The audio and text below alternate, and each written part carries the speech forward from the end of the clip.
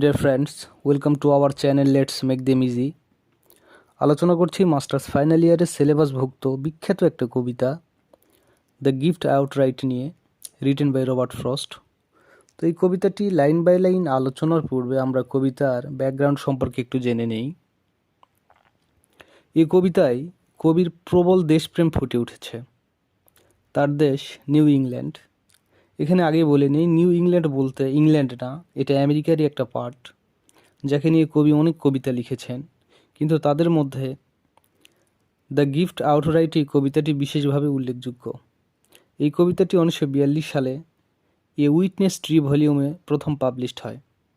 পরবর্তীতে 1962 সালে 20 জানুয়ারি inauguration ceremony of John F Kennedy এর অনুষ্ঠানে কবি নিজেই এই কবিতাটি রিসাইট করেন বা পাঠ করেন, যাতে করে কবি অনেক বিখ্যাত হয়ে যান এবং কবিতাটিও অনেক পপুলার হয়ে যায়।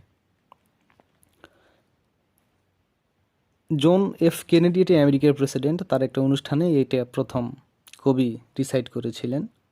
তো এই কবিতার মূল কথা হলো, আমেরিকার লোকজন সে সময় ইংল্যান্ডে বসবাস করত এবং এক সময় ব্রিটিশ সরকার তাদেরকে উচ্ছেদ দিয়ে আমেরিকাতে শিফটিং করে, পাঠিয়ে দেয়। এর কারণ হলো আমেরিকাও তখন ব্রিটিশদের উপনিবেশ ছিল বা কলোনি ছিল। পরবর্তীতে আমেরিকা তাদের সংগ্রাম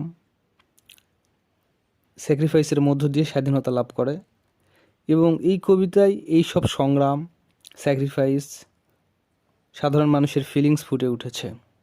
এবং সেই সাথে এই নিউ ইংল্যান্ডে বসবাসরত লোকজন, তারা প্রথমে যে ইংল্যান্ডে বসবাস করেছিল, এই ইংল্যান্ডের প্রতি তাদের একটি স্বদেশপ্রেম, যদিও এই দেশটি তাদের ছিল না, এবং পরবর্তীতে আমেরিকার প্রতিও তাদের যে একটা স্বদেশপ্রেম, এই দুই কলোনির প্রতি তাদের স্বদেশপ্রেম এই কবিতায় সমানভাবে চিত্রিত হয়েছে। কবিতার শুরুতে আমরা দেখতে পাচ্ছি, the land was hours before we were the lands. অর্থাৎ কবি বলছেন, এই ভূখণ্ডটা আমাদেরই ছিল যখন থেকে আমরা এখানে বসবাস করছি, তার পূর্বে থেকে। অর্থাৎ দ্য ল্যান্ড বলতে কবি এখানে আমেরিকাকে বুঝিয়েছেন এবং তিনি বুঝাচ্ছেন যে যখন থেকে আমরা আমেরিকাতে বসবাস শুরু করেছি, তাদেরও পূর্বে থেকে আমেরিকা আমাদেরই ছিল। She was our lands more than 100 years before we were her people. কবি বলছেন যে যখন থেকে আমরা আমেরিকাতে বসবাস করছি বা আমেরিকার জনগণ হয়েছি, তারও শত শত বৎসর পূর্বে থেকে আমেরিকা আমাদেরই ছিল। এবং সেই দ্বারা তিনি আমেরিকাকে বুঝিয়েছেন এবং আমেরিকার প্রতি তার গভীর ভালোবাসা এখানে তুলে ধরেছেন। শি ওয়াজ আওয়ার্স, সে ছিল আমাদেরই, in Massachusetts, in Virginia.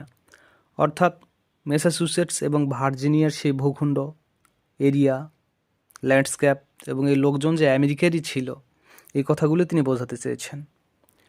But we were England still colonial, কিন্তু আমরা তখনও ইংল্যান্ডে ছিলাম এবং ইংল্যান্ডের ঔপনিবেশিক শাসনের অধীনে ছিলাম। অর্থাৎ তারা তখন স্বাধীন ছিলেন না। কবি বলছেন ওপরের এই 4টি বা 5টি লাইনে যে আমরা তখনও ইংল্যান্ডে ছিলাম এবং আমরা স্বাধীন ছিলাম না, কিন্তু তখন বা তারও অনেক পূর্বে থেকে আমেরিকা আমাদেরই ছিল। আমাদেরই ছিল এই কথাগুলোর মধ্য দিয়ে আমেরিকার প্রতি কবির গভীর ভালোবাসা ফুটে উঠেছে। Possessing what we still were unpossessed by. Possessing অর্থ যা কিছু পেয়েছিলাম বা অধিকার করেছিলাম, স্টিল ওয়ার আনপজেসড বাই, এখনও অপাওয়ায় রয়ে গেছে, এখনও পাইনি সেগুলো, এই কথাগুলোই বলছেন। Possessed by what we now no more possessed, বলছে যা কিছু পেয়েছিলাম, এখনও যা পেয়েছি তার চেয়ে বেশি নয়, ঠিক আগের মতোই। তো এই কথাগুলোর অ্যান্সারটা পরে আমরা পাবো। এই কথাগুলোর মধ্য দিয়ে কবি বোঝাতে চাচ্ছেন যে ব্রিটিশে থাকাকালীন অবস্থায়, ইংল্যান্ডে থাকাকালীন অবস্থায় তাদের উপর কর্তৃত্ব প্রতিষ্ঠা করত ব্রিটিশ গভর্নমেন্ট এবং এই ল্যান্ডটাকে তাদের ফোরফাদারের একটা প্রপার্টি ভাবতেন বা মনে করতেন। কিন্তু এই ল্যান্ডের মানুষদেরকে তিনি আপন করতে পারেননি, বা এই গভর্নমেন্ট তার ল্যান্ডের এই অধিবাসীদের আপন করতে পারেননি। তারা শিফটিং করেছে আমেরিকাতে, তাদেরকে বের করে দিয়েছে, উচ্ছেদ করে দিয়েছে। তাই এই মনোভাব নিয়েই কবি বলছেন যে যতটা পেয়েছিলাম ইংল্যান্ডে, তার চেয়ে বেশি আমেরিকাতে এখনও পাইনি। Something we were withhold made us weak, কিছু একটা যেটা আমাদেরকে দমিয়ে রেখেছিল, সংকুচিত করেছিল এবং দুর্বল করে ফেলেছিল। কবি বলছে যে কিছু একটা ছিল যেটা আমাদেরকে দুর্বল করে ফেলেছিল, until we found out that it was our selves, এবং যতক্ষণ না আমরা একটু খুঁজে পেয়েছিলাম যে কারণটা আমরাই ছিলাম। We were withholding from our land of living, অর্থাৎ আমরা আমাদের ভূমি থেকে বিতাড়িত হয়েছিলাম, উদ্বাস্তু হয়েছিলাম। And forthwith found salvation in surrender, এবং আমরা শুধু দেখিয়েছিলাম দাসত্ব এবং স্যারেন্ডার বা আত্মসমর্পণ। অর্থাৎ এই কথাগুলো দিয়ে কবি বোঝাতে চাচ্ছেন যে আগের লাইনগুলোতে কবি বললেন যে যা কিছু ইংল্যান্ডে পেয়েছিলাম এখানেও তার চেয়ে বেশি কিছু পাইনি। এর অর্থ হচ্ছে নিজেদের মধ্যে যে একটা দাসসুলভ মনোভাব, হীনমন্যতা, একটা উইকনেস কাজ করতো, নিজেদের রিফিউজি ভাবতেন বা উদ্বাস্তু ভাবতেন, কলোনিয়াল ভাবতেন, এই অ্যাটিটিউডটা তাদের মধ্যে থেকে এখনও যাচ্ছে না বা যায়নি, যার কারণে আমেরিকাতে আসার পরেও তারা ঠিক একই রকম হয়ে গেছে বা একই রকমই রয়ে গেছে। ইংল্যান্ডের প্রতি যেমন প্রবল ভালোবাসা রয়েছে, তারপরেও সেখান থেকে তারা শিফটিং হয়েছে আমেরিকাতে। এই আমেরিকাতে আসার পরেও তাদের মধ্যে যে একটা ভয় বা দ্বিধা কাজ করছে, সেই কথাগুলো কবি এখানে তুলে ধরেছেন এবং বোঝাতে চাচ্ছেন এর পিছনে কারণ হচ্ছে উইকনেস বা কিছু একটা তাদেরকে দমিয়ে রেখেছিল এবং যার জন্য তারা নিজেরাই দায়ী। Such as we were we gave our self outright, যেমন আমরা ছিলাম ঠিক তেমনিভাবে আমরা আমাদেরকে দিয়ে দিয়েছি, সরাসরি দিয়ে দিয়েছি, অর্থাৎ কোনো দ্বিধা ছাড়াই কবি বোঝাচ্ছেন যে তারা ইংল্যান্ড থেকে আমেরিকাতে শিফটিং হয়েছিল। এরপরে বলছেন the deed of gift was many deeds of war. এ কথাগুলো অর্থ এরকম যে এখন যে আমরা স্বাধীন, এর পিছনে অনেক ডিড রয়েছে, অনেক দলিল রয়েছে, অনেক চুক্তি রয়েছে, অনেক সন্ধি রয়েছে এবং অনেক যুদ্ধ, অনেক ঘটনার মধ্য দিয়ে আমরা স্বাধীনতা লাভ করেছি। এই লাইন থেকে কবিতা মোড় ঘুরে যাচ্ছে, অর্থাৎ কবি বলছেন যদিও আমাদের মধ্যে হীনমন্যতা ছিল, কিন্তু আমরা অনেক ত্যাগ, অনেক তিতিক্ষা, অনেক ওয়ার এবং স্যাক্রিফাইসের মধ্য দিয়ে আমেরিকার স্বাধীনতা পেয়েছি এবং আমরা এটাকে নিজের করে নিয়েছি। To the land Bhogali realising ওয়েস্টওয়ার্ড, এবং কবি মনে করছেন যে অস্পষ্টভাবে এই ল্যান্ডটা যেন পশ্চিম দিকে ঝুঁকে যাচ্ছে।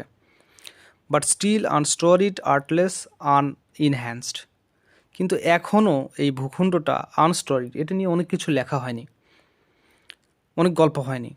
আর্টলেস, এর শিল্প সাহিত্য সব দিক থেকে একটু পিছনে রয়েছে।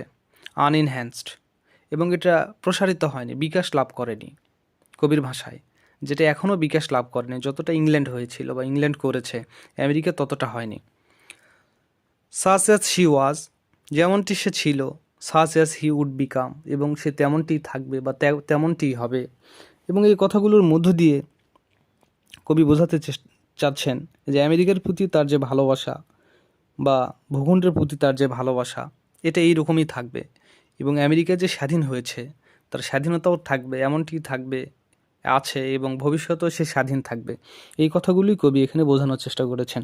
তো এই কবিতাকে অ্যানালাইসিস করলে আমরা দেখতে পাই যে কবি যখন ইংল্যান্ডে বসবাস করতেন, আমেরিকানরা তাদের সেই সিচুয়েশনটা তুলে ধরেছেন, ভালোবাসা তুলে ধরেছেন। আবার যখন নিউ ইংল্যান্ডে ফিরে আসলেন বা আমেরিকাতে ফিরে আসলেন, তখন তারা এটাকে নিজের ভাবতে পারছিল না, ওই ইংল্যান্ডকেই ভালোবাসতো। এর কারণ হচ্ছে কি, তারা যে দাসসুলভ একটা মনোভাবে বেড়ে উঠেছিল এবং তাদের মধ্যে একটা হীনমন্যতা কাজ করত, একটা উইকনেস কাজ করত, যার জন্য তারা নিজেরাই দায়ী ছিল। এই দিকগুলো, এবং পরবর্তীতে কবি বললেন যে অনেক ডিড, অনেক এগ্রিমেন্ট, অনেক ওয়ারের মধ্য দিয়ে আমরা স্বাধীনতা লাভ করেছি এবং এটা এখনও এতটা আর্টফুল হয়নি বা এতটা বিকশিত হয়নি যতটা হওয়ার কথা ছিল। এবং কবি আবারও বলছেন যে শেষের দিকে যে যেমনটাই ছিল সে তেমনটাই ভবিষ্যতেও থাকবে। অর্থাৎ এই স্বাধীনতার কথা বলছেন কবি, যে আমেরিকার যে স্বাধীন, পরবর্তীতে স্বাধীনতায় থাকবে। যেমন ভালোবাসা আমেরিকার প্রতি কবির রয়েছে, পরবর্তীতেও থাকবে, নেক্সট টাইমেও থাকবে, ফিউচারেও থাকবে। এই কথাগুলো এই কবিতায় তিনি বোঝানোর চেষ্টা করেছেন। তো সর্বোপরি আলোচনা কথায় প্রমাণিত হচ্ছে যে উক্ত কবিতায় কবির স্বদেশপ্রেম বা সার্বিক যে জনসংখ্যা, এই পিপলের দেশপ্রেমটাই কবিতায় ফুটে উঠেছে ভিন্নভাবে। তো এটাই ছিল আলোচ্য কবিতার বিষয়বস্তু। আশা করি কবিতাটি বুঝতে পেরেছেন। ধন্যবাদ সবাইকে সাথে থাকার জন্য।